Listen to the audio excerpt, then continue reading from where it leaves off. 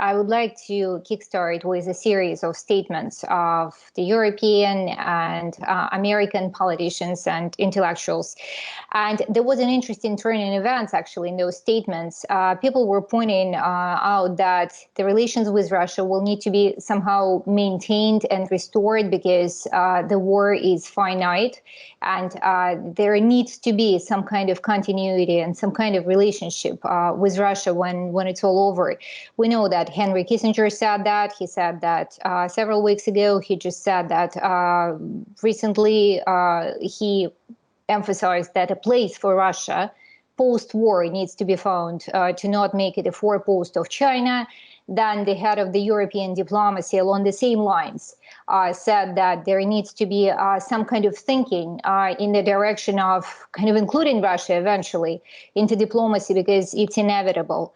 At the same time, U.S. administration representatives just said that the U.S. are hoping that negotiations will put somehow an end, will be a logical end to the war situation in Ukraine, but they're not seeing the readiness on the part of Russia to do that, and hence they're going to strengthen the positions of Kyiv and possibly prepare Kyiv for such negotiations. And you yourself just wrote recently, for peace to happen, the U.S. will have to really strongly advocate diplomacy and will have to really strongly support Zelensky against the Ukrainian hardliners. Doesn't seem like the U.S. is very strongly inclined right now to support diplomacy, or does it? How do you feel about it? Well, I think that the problem is that all the actors involved, except Russia, and we don't really know what's going on in the Russian, because there it comes down basically to Putin and is in a circle, and we don't really know what they're planning now or thinking. But as far as the West is concerned, it seems to me that all the principal actors are internally divided. In other words, obviously divisions between the French and Germans and America on the one hand, but also, of course, between the French, Germans and Italians on the one hand, and Britain and Poland and the Baltic states on the other. So there are divisions within NATO, there are divisions within the European Union.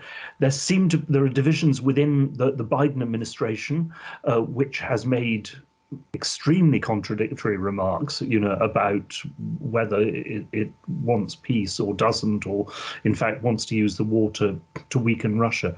But we've also seen wildly contradictory remarks coming out of the Ukrainian government. I mean, both different people in the Ukrainian government. The Ukrainian foreign minister, Dmytro Kuleba, seems to have been following a policy, to judge by his statements, which has often been directly contradictory to that of President Zelensky. We know, of course, that there are hardline elements in the Ukrainian armed forces which are completely opposed to any peace deal with Russia. And I was part of a conversation with the Ukrainian ambassador last week, who basically denied that, or said that Ukraine would not and should not make any peace deal with Russia whatsoever, short of the complete expulsion of Russia from all the land that it has occupied since 2014. Well, that, of course, directly contradicts some of what Zelensky has been saying. So that is why, I would argue that if the United States, is interested in a peace settlement, and of course, this is not just about the future relations with Russia, but the point is, as people now, economists, governments all over the world are warning, that there is a real threat, both of global recession, but also of really intensified food shortages in various parts of the world, and inflation of food prices, which in turn, as we know, well, from so many examples in history, but among them the example of the Arab Spring and the Syrian civil war, can lead to deep instability. So I think, if that is the conclusion of leading Western governments, though, they will have to take the initiative themselves and put forward a concrete peace plan. Because my judgment is that the Ukrainian government and political society is now too divided to do that themselves. So saying, oh, this has to be up to the Ukrainians is in fact a cop-out, because that can't happen. Do you Also, feel? by the way, if Go you know, ahead. the United States and the West have really contributed enormously. I mean, along with Ukrainian courage, of course, but to saving Ukraine through weapons supplies, and are contemplating new weapons supplies. Now, and we are running considerable risks for ourselves and for the world economically. I mean, that does, I think, give us the moral right to a say in any peace settlement and to put forward a peace settlement. It's not as if we are standing out completely outside this conflict.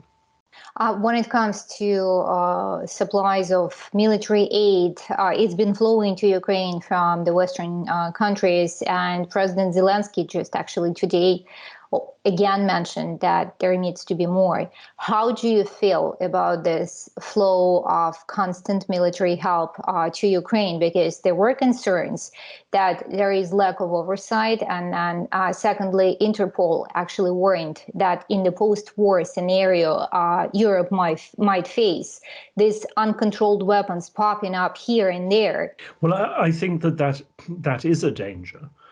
Because, of course, before the war, but there is no particular reason to think that it has changed, Ukraine was unfortunately notorious as an extremely corrupt state and society. And so, yes, I mean, with a very strong role of organized crime. So, yes, I mean, there is a risk that the weapons will fall into criminal hands in Europe. There is also, of course, a risk that, well, not just they already have been given to extremist groups within the Ukrainian military who will use them to strengthen their hand politically. Now, Russia's charges that Ukraine has a Nazi government are, of course, complete lies. I mean, it's absurd to call Zelensky a Nazi. But equally, I mean, it has been very widely reported in the Western media, that some of the forces fighting with the Ukrainian army really do have fascistic ideologies and antecedents. And of course, if we stuff them with weapons, we can't guarantee that those weapons will not be used in future against Ukrainian democracy. Well, now, if we really want Ukraine to join the West, which means the European Union, then we also have to foster liberal democracy in Ukraine and not do things that will undermine it. I'm not. You understand? I'm not against supporting Ukraine with weapons, but I think there have to be conditions, and one of those conditions is it really should be linked to a political plan, for peace. I say this, with a certain amount of particular. I don't know, conviction or emotion, because, I was a British journalist with the Afghan Mujahideen in the 1980s, and America and Britain, and the West gave arms and money to the Mujahideen resistance without establishing any conditions for either peace in Afghanistan or for what post-war government would look like. Well, the consequences of that, of course, were catastrophic. First for Afghanistan, but then later, of course, for us as well, because they led directly to the rise of the Taliban and to 9/11, and then to America and its allies fighting for 20 years against more or less exactly the same people who we'd supported in the 1980s. So it's generally a bad idea to give huge numbers of weapons with no political conditions attached. Do you feel that parallels actually now are being drawn between how it was in Afghanistan and how Ukraine is being handled right now? Because I definitely read some comparisons as to the money allocated to such campaigns, and it's now being said that Ukraine far exceeded what has been given to Afghanistan. What's your analysis? Well, I mean, I know this is true because you have had Western commentators, including the former Polish foreign minister, Radek Sikorski, actually using Afghanistan in the 1980s as a model, as a positive model for what should be Western policy towards Ukraine, which, given what came out of that, seems to me absolutely, extraordinary. The other thing is that the people who say this, emphasize again and again that the arms to the Mujahideen helped to bring down the Soviet Union, although, in fact, that I think was played a minor role compared to, the economic collapse of the Soviet Union, revolt in Eastern Europe. But, the people who say this say that we did this in the 1980s at very low cost. Well, we didn't do it at low cost. The cost was hundreds of thousands of Afghan lives, the destruction of the Afghan state. As I say, eventually the rise of the Taliban, 9/11, and then another 20 years of war. So no, this was not low cost. Anatol, when we're talking about the prospects of EU membership for Ukraine, this is a widely discussed topic right now. And President Zelensky again claimed that Ukraine as a member will strengthen the European Union. How do you feel about this statement? Well, one day that might be the case. But, I mean, as a European official said to me a couple of weeks ago, as things stand now, well, now, of course, is the middle of a war, so we can't really say, but as things stood on the eve of war, he said, look, the last thing we, meaning basically the West Europeans, want in the European Union is an even bigger version of the political pathologies of Hungary and Poland and the governance, i.e. corruption, pathologies of Romania and Bulgaria. And of course, Ukraine is a bigger state than any of those. And indeed, I mean, suffered both from very high levels of corruption and government dysfunction, of course, very high levels of poverty, and, considerable strains of authoritarian ethnic nationalism, not dominant, but still. And of course, still unsolved problems with its Russian and Russian-speaking minorities. Now, this is something that worries me a lot because in principle, and I have to say in justice, this war should have solved those problems because an absolutely key reason for Russia's failure and Ukraine's success has been that the great majority of Russians and Russian speakers in the areas invaded by Russia have remained loyal to Ukraine. But there is unfortunately now a movement in Ukraine to go in for what, adopting fashionable Western liberal speak. The Ukrainian government and local authorities are calling the decolonization of Ukrainian culture. Well, this means the de-Russification of Ukrainian culture. But frankly, tearing down statues of Tolstoy and Chekhov, and accusing Gogol or Hochol in Ukrainian of being a traitor to Ukraine is no way to retain the sympathy and support of the Russian minority in Ukraine. And this also will play a key part in Ukraine's hopes of joining the EU in the future. I mean, look, let's be clear, Ukraine cannot join the EU soon after the war unless the European Union is prepared to tear up the acquis communautaire. And that, of course, would not necessarily be good for Poles and Balts and others, and Hungarians, because it would basically mean you'd then have a two-speed Europe, I'm sure. Ukraine would be allowed in, but only to an outer circle of Europe.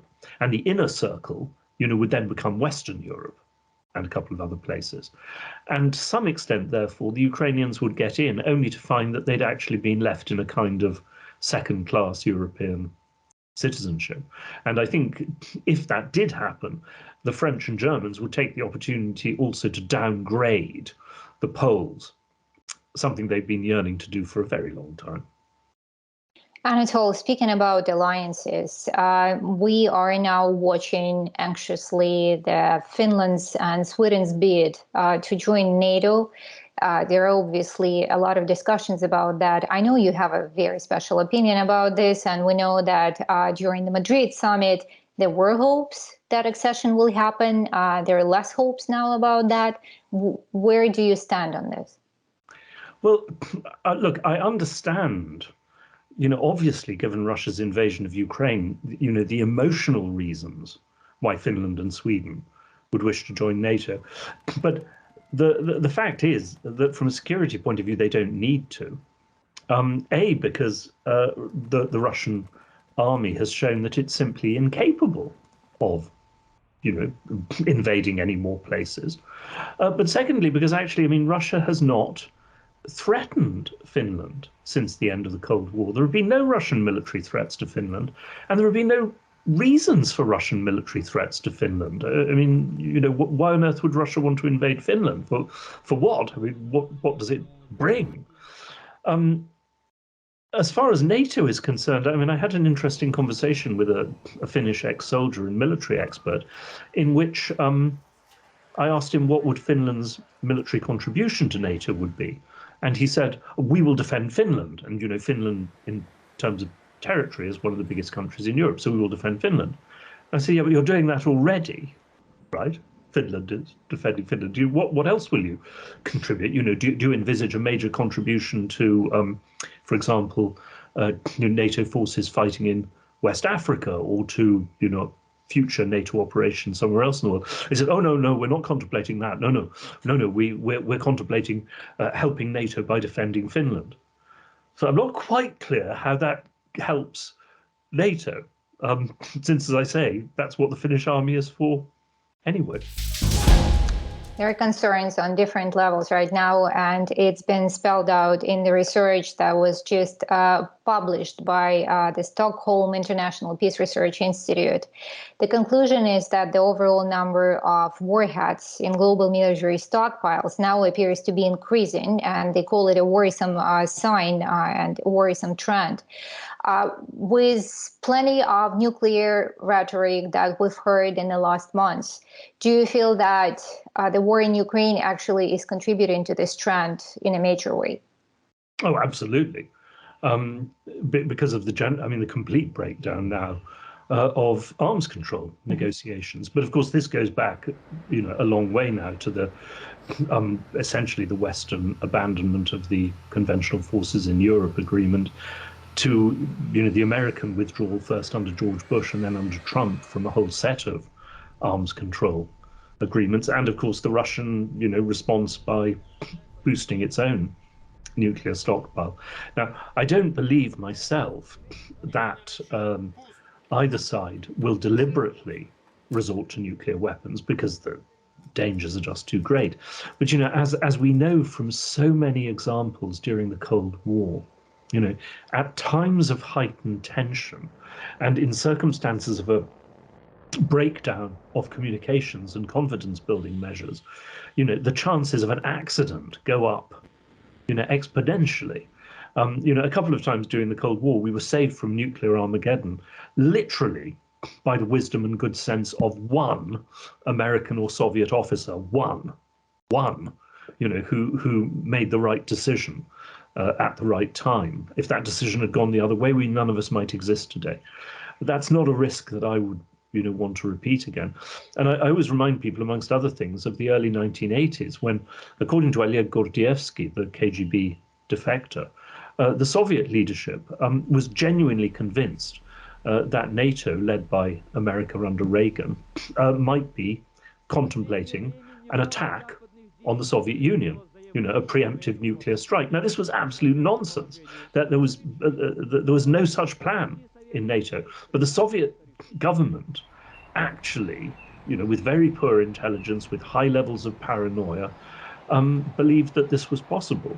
And I think it would be unwise to underestimate the degree of, paranoia and bad information in the Putin regime today. After all, one of the dominant themes of recent months has been the extent to which Putin has cut himself off, from sensible, independent advice. With all eyes being on Ukraine and the likelihood of Russian leadership obviously using the nuclear weapons, North Korea right now is quietly re-emerging as a nation kind of flexing its nuclear muscles. And Secretary Blinken just made a number of statements about that, saying that U.S. is confident that the new nuclear test, is forthcoming. Do you feel that while being preoccupied by Ukraine, Washington, and maybe other Western countries kind of lost focus of other important tension points in the world? And will it be a costly thing to fix that?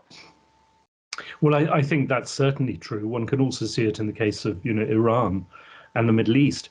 But the other thing to keep in mind is that, in the US wars of the past 25 years, Russia has not helped the other side. Russia opposed the invasion of Iraq, as did Germany and France, but Russia did not arm the Iraqi resistance. Russia has not massively armed the Iranians, not thank God there's been a war yet. Russia has not armed the North Koreans. Now, the problem is, after US intelligence, killed a long row of Russian generals and senior commanders, or rather, the intelligence given to the Ukrainians did, it sank the Russian flagship of the Black Sea Fleet. People in Russia have said to me that it will be almost impossible for Russia to resist the desire to do the same to the Americans, given the chance. So, if we can't bring this war in Ukraine to a negotiated end, if America does get itself involved in another conflict, God forbid, I think it can reckon on Russia doing everything possible to help the other side.